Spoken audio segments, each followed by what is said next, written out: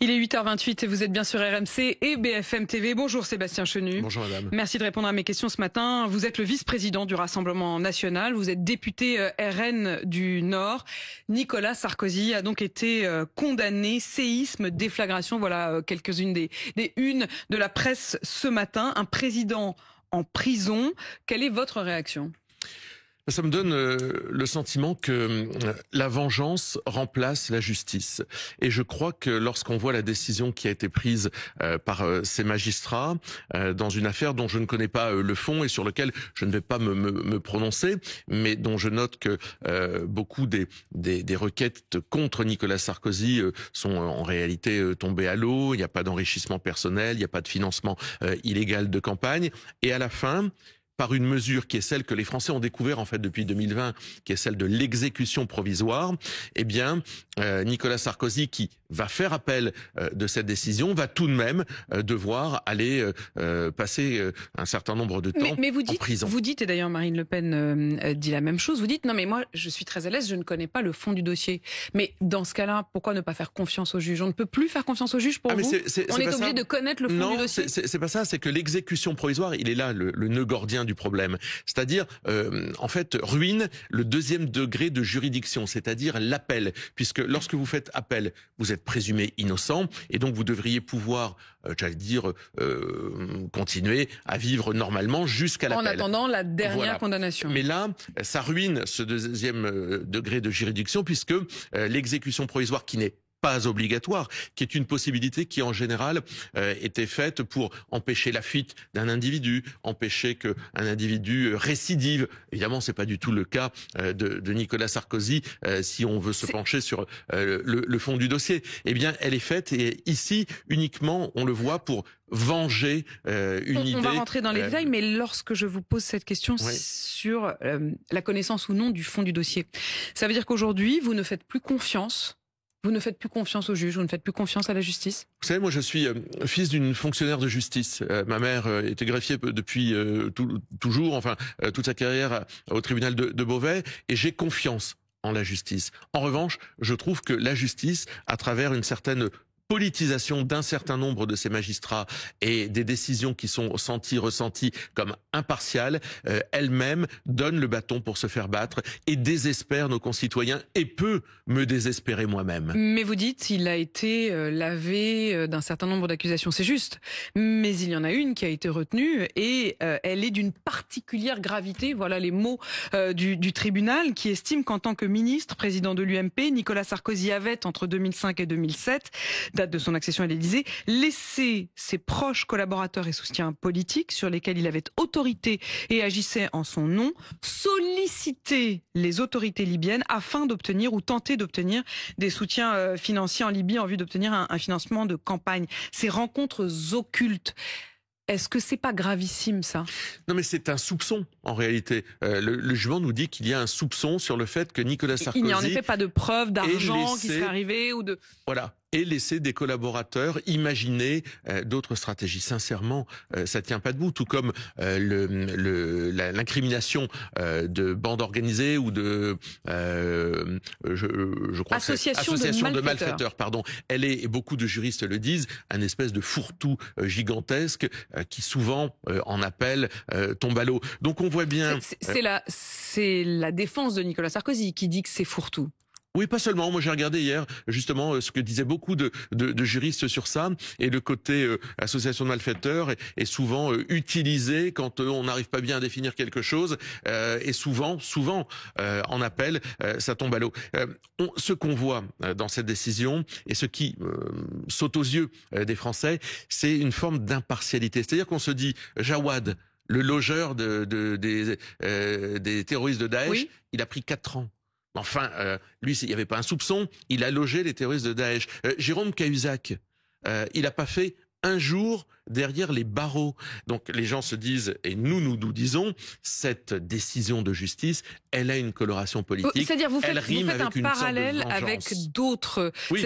Parfois vous dites que la justice est laxiste, là vous dites qu'elle est trop sévère. On peut apprécier. Oui, moi je pense que la justice est souvent laxiste lorsqu'il s'agit de délits du quotidien, lorsqu'il s'agit de délits ou de crimes très importants. On viole, on tue, on loge des terroristes, et finalement on prend pas grand-chose. Et puis c'est vrai qu'il y a une justice qui a envie de se payer des politiques, souvent des politiques qui sont quand même plutôt marquées à droite. Je pense évidemment Hubert Falco, qui était le maire de Toulon, avait été le premier, je crois. On avait découvert un peu de cette idée d'exécution provisoire à travers son jugement. Mais Sarkozy, vous dites qu'Hubert Falco est innocent?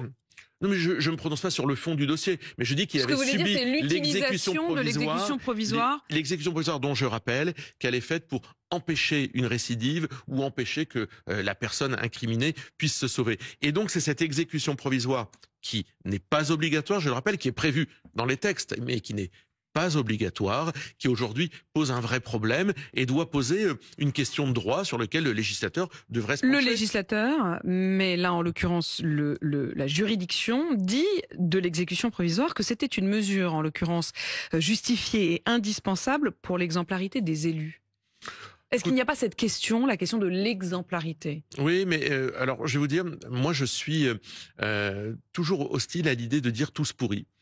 Moi, je crois que dans le monde politique, il y a beaucoup de gens honnêtes, quels que soient les bords politiques, beaucoup de gens qui font très bien leur travail, beaucoup de gens qui donnent beaucoup de leur temps, et beaucoup de gens qui essayent de faire progresser leurs idées avec constance et honnêteté. Et puis, il y a des gens qui, Jérôme Cahuzac en faisait partie, sont capables de mentir devant la représentation nationale et de ruiner le travail que font les autres. Ça, une fois qu'on a posé ça, c'est-à-dire que oui, effectivement, en politique, il y a des brebis galeuses, comme il y en a dans toutes les strates de la société. Mais une fois qu'on a posé ça, la question du droit, de l'exécution provisoire se pose parce qu'on voit qu'elle est utilisée comme un outil par certains magistrats politisés, certains magistrats qui veulent régler des comptes pour effectivement se payer des politiques. Payer des politiques, oui. J'imagine aussi que vous anticipez la décision qui devra être rendue dans le procès de Marine Le Pen. Marine Le Pen, je reprécise, a elle-même fait l'objet en première instance d'une condamnation à 5 ans d'inéligibilité avec exécution provisoire. Dans l'affaire des assistants parlementaires européens, il y aura un nouveau procès puisqu'elle a fait appel qui aura donc lieu en début 2026. Est-ce que vous êtes inquiet après le jugement qui a été rendu hier? Dans le cas de Marine Le Pen, même chose, elle est présumée innocente aujourd'hui, il n'y a pas d'enrichissement personnel, elle n'a pas mis 1 euro d'argent public dans sa poche et elle fait appel. Mais le dommage qui est le sien, c'est-à-dire de ne pas pouvoir candidater éventuellement à l'élection présidentielle, eh bien il est irréparable à cause de l'exécution provisoire. C'est-à-dire qu'en fait, si en appel, Marine Le Pen est jugée, ce que je crois, innocente, de bonne foi, ou que la peine était particulièrement réduite, eh bien, elle aura quand même été empêchée de se présenter à une élection. S'il y avait des législatives demain, elle pourrait peut-être être empêchée de se présenter à cette élection. Donc le dommage, il est irréversible. Et c'est là où ça pose toujours le même problème. Sébastien Chenu, vous avez sans doute vu les mots de Gérard Larcher, il est président du Sénat. Il dit d'abord une forme de sympathie à l'endroit de Nicolas Sarkozy. Il dit il fut un homme engagé au service de notre pays, ne l'oublions pas. Et il partage, dit-il, un questionnement grandissant, je cite, au sein de la société sur l'exécution provisoire d'une condamnation alors que les voies de recours ne sont pas épuisées, et je le partage. La question, et on le sent bien depuis déjà plusieurs mois, qui devient une forme de presque de fracture ou de combat politique, c'est la question de l'état de droit. Est-ce que vous considérez aujourd'hui que cette décision d'hier ne respecte pas l'état de droit? Alors, plusieurs choses. D'abord, sur Gérard Larcher, c'est quand même des sacrés faux culs, ces élus LR. Mais oui, parce que quand même, quand c'est Marine Le Pen, ah mais non, il n'y a pas de problème, etc. Quand c'est Nicolas Sarkozy, ah ben là, finalement, il considère que l'exécution provisoire, elle peut poser problème. Bah oui, elle pose problème, l'exécution provisoire. Mais nous, quand on a des principes, et quand on dit qu'elle pose problème pour Marine Le Pen, on dit qu'elle pose problème pour les autres aussi. J'ai plus exactement en tête, mais il me semble que chez LR, certains quand même s'étaient offusqués de l'inéligibilité immédiate, à effet immédiat de Marine Le Pen. D'accord, mais quand il a fallu voter, je rappelle qu'Éric Ciotti avait déposé un texte pour revenir sur l'exécution provisoire. Ils ont voté quoi, les LR? Ils l'ont voté, ils l'ont pas voté. Chacun regardera ce qu'a fait son député LR à ce moment-là. Donc ce côté un peu de s'offusquer à géométrie variable me laisse un peu interrogatif. Maintenant, est-ce que l'exécution provisoire, est-ce que ça entame l'état de droit? Ça a été voté, c'est dans l'arsenal juridique, c'est parfaitement légal. Bien sûr. Mais ce n'est pas obligatoire. Il n'est pas obligatoire de prononcer l'exécution provisoire. Donc ça fait partie de nos textes, ça fait partie de notre corpus de textes, mais c'est amené à évoluer. L'état de droit, c'est pas un bloc figé qui n'évolue pas. D'ailleurs, il a beaucoup évolué. Notre état de droit, notre bloc de constitutionnalité, il a beaucoup évolué. Donc, par conséquent, nous, on appelle à ce que tout cela évolue, à se questionner, à ce que le législateur se questionne sur la pertinence de cette exécution provisoire. Je vous pose quand même la question, est-ce que vous êtes inquiet pour la possibilité ou non de Marine Le Pen de retourner en procès d'appel la condamnation dont elle avait fait l'objet? Je suis confiant parce que je vous le disais, l'institution judiciaire, je ne peux pas m'empêcher d'avoir confiance en la justice de mon pays. Et je suis inquiet de savoir qu'elle pourrait tomber entre les mains de juges qui veulent tout simplement faire de la politique. Alors évidemment, j'allais dire la bataille entre le pouvoir politique et le pouvoir judiciaire, elle n'est pas d'aujourd'hui. Mais aujourd'hui, on a l'impression que le pouvoir judiciaire s'est politisé et mène un combat politique dans certains cas. Au-delà de la question judiciaire, il y a désormais une forme... je dirais pas d'adoubement, mais en tout cas, il y a eu un changement de doctrine de la part de Nicolas Sarkozy ces derniers temps. Il a fait savoir qu'il estimait que le Rassemblement national faisait partie de l'arc républicain. Il a même questionné la question démocratique d'un barrage anti-RN. Est-ce qu'il y a une forme désormais de solidarité entre vous? Non, il y a des principes. Des principes qu'on respecte, des principes, vous savez que nous, quand on dit que l'exécution provisoire pose problème, eh bien, elle pose problème pour nous, pour Marine Le Pen, mais elle pose problème pour les autres. Et je vous dis, ça toucherait Jean-Luc Mélenchon, que ça toucherait François Hollande, que ça toucherait des adversaires politiques dans le même cas de figure, que je m'en offusquerais de la même façon, parce que ça pose un problème de droit. Est-ce que vous vous désolez du fait que le nom de la juge qui a rendu le jugement hier, tout comme d'ailleurs ça avait été le cas pour les membres du tribunal qui avaient condamné Marine Le Pen, ont vu leur nom, adresse divulgués sur les réseaux sociaux et font l'objet d'attaques? Adresse, je vois pas pourquoi on diffuserait l'adresse de magistrat sur les réseaux sociaux.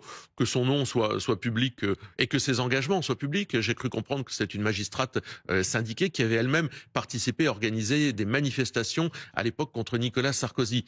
Ça dit quelque chose et en tous les cas de cette magistrate. Je n'ai pas pu vérifier. Voilà, j'ai mis le conditionnel. J'ai mis le conditionnel.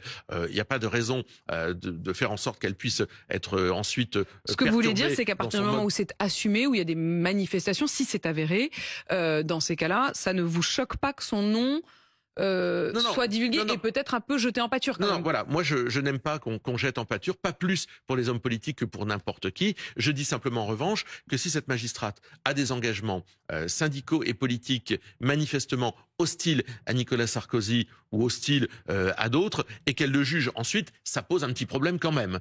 Parce que moi je suis favorable à ce que les magistrats ne prennent pas de position politique publique, c'est-à-dire n'appellent pas à voter pour ou contre des candidats, ne fassent pas signer des pétitions. Et si ils règlent des comptes parce que Nicolas Sarkozy les avait traités de petits pois il y a 20 ans, sincèrement, il faut qu'il fasse autre chose que de la magistrature. Et je précise que la décision est collégiale, elle n'appartient pas à une seule personne. Taxer les plus riches, ça fait partie des pistes qui sont désormais sur la table, et Sébastien Lecornu serait tenté de rétablir l'ISF ou une autre forme de taxation, peut-être sous la forme de la taxe Zuckman.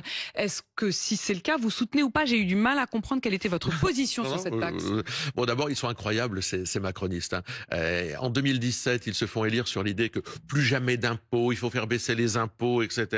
Ils sont capables de faire l'inverse quelques temps après. C'est-à-dire qu'en fait, cette plasticité, cette capacité à Sébastien dire tout qu'est-ce que vous pensez? Est quand même assez... vous pensez? Moi, ce que je veux dire, c'est que la fiscalité, c'est un outil qui doit permettre de flécher un certain nombre de dépenses dont notre pays a besoin. C'est aussi un outil de justice. Donc qu'on puisse faire contribuer des gens qui ont beaucoup à une certaine hauteur, je trouve que c'est normal, et tous les électeurs de tous les partis politiques considèrent que c'est normal. Je pense que c'est un sain principe. Maintenant, à quelle hauteur? Comment? Est-ce que c'est un impôt juste? Nous, ce qu'on trouve injuste, c'est l'impôt sur la fortune immobilière, parce qu'on pense que ça va à contrario de l'enracinement et de la transmission. Donc une taxation des plus riches, sans la taxation immobilière, sans que l'assiette regroupe les propriétés immobilières. Pas seulement. Et pas seulement. Quoi, professionnels ? Par exemple, non, mais les investissements dans des PME. Quand vous avez décidé d'investir dans des PME, dans des ETI, dans des petites boîtes, ça doit être exonéré. Je pense qu'il faut l'exonérer, absolument. Donc il reste quoi ?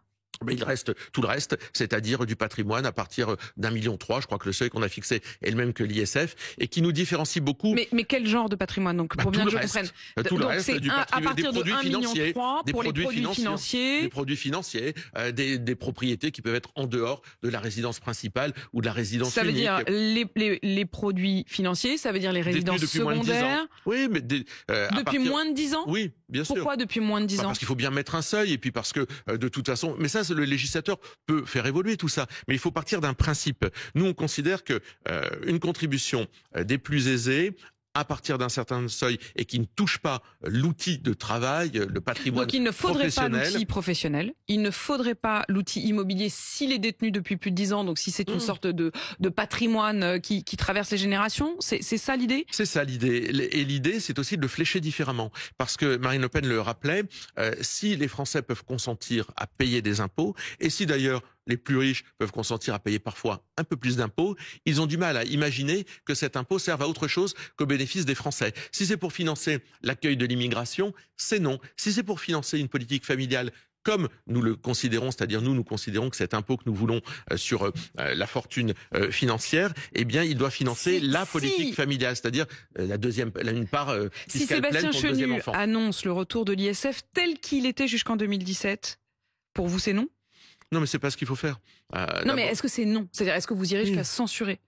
Ou est-ce qu'au moment où on se parle, vous vous dites bon, non, mais on attend. Vous savez, nous on n'a pas la censure pavlovienne, c'est-à-dire qu'on n'a pas un réflexe comme LFI de dire on censure tout ce qui bouge à tout moment, etc. On va attendre de voir ce que le Premier ministre veut faire. C'est souvent assez confus ce que le Premier ministre veut faire aujourd'hui. C'est ce que disent d'ailleurs les syndicats qui, en sortant du rendez-vous avec. Personne comprend bien ce qu'il veut faire. On va regarder. Nous, on a une proposition suppression de l'IFI, de l'impôt sur la fortune immobilière, et création d'un impôt sur la fortune financière. C'est-à-dire qu'on tue un impôt et on le remplace par un autre. On ne crée pas de nouvel impôt. Et on a le même seuil de déclenchement. Est-ce que vous avez un nouveau rendez-vous pris avec le Non, Premier pas à ma ministre? connaissance. Mais si Monsieur Lecornu veut recevoir les représentants du Rassemblement national, Jordan Bardella et Marine Le Pen ont toujours répondu aux invitations du Premier ministre quand il s'agit de parler de la France. Il y a un appel à la mobilisation des agriculteurs à partir d'aujourd'hui. Ils manifestent notamment contre le retour du Mercosur. Est-ce que vous les soutenez? Oui, bien sûr. Moi, je crois que les agriculteurs, c'est le prochain plan social, en fait, que l'Union européenne veut faire. Dans le cas du Mercosur, l'Union européenne est quand même a scindé cet accord avec un volet commercial, un volet politique, pour contourner le vote des parlements nationaux. Eh bien, nous pensons que nous avons considéré qu'avec ce qu'on appelle le compromis de Luxembourg, c'est-à-dire quand on touche à nos intérêts vitaux, il ne faut pas appliquer cet accord. Eh bien, ce sont nos intérêts vitaux que ceux de l'agriculture aujourd'hui. Merci beaucoup Sébastien Chenu. Sébastien Chenu, vous êtes député RN du Nord, vice-président du Rassemblement national. Il est 8h46 sur RMC et BFM TV.